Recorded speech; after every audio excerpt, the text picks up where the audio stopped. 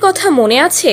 কিছুদিন আগেও ব্যাপকভাবে ছড়িয়ে পড়েছিল সামাজিক যোগাযোগ মাধ্যম ফেসবুকে, আর এই নিয়ে রীতিমতো মেয়েটিকে ধুয়ে দিয়েছে নেটিজেনরা। তবে এবার ঘটল অন্য এক ঘটনা।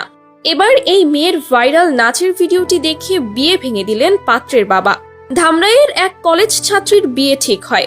এর আগেই ভাইরাল হয় মেয়ের একটি ভিডিও, যেখানে এক তরুণী কলেজের অনুষ্ঠানে নাচ পরিবেশন করছেন। সামাজিক যোগাযোগ মাধ্যমে সেই ভিডিও ঝড়ের গতিতে ছড়িয়ে পড়ে। আলোচনার তুঙ্গে উঠে আসে এই ভিডিও।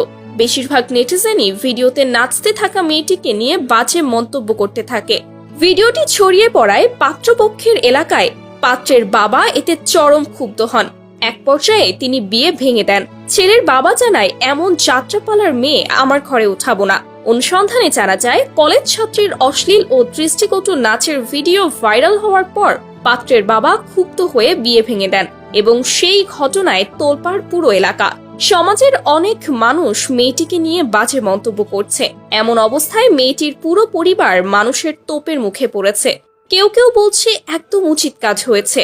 এমন যাত্রাপালার মেয়েকে পুত্রবধূ হিসেবে ঘরে তোলা যায় না।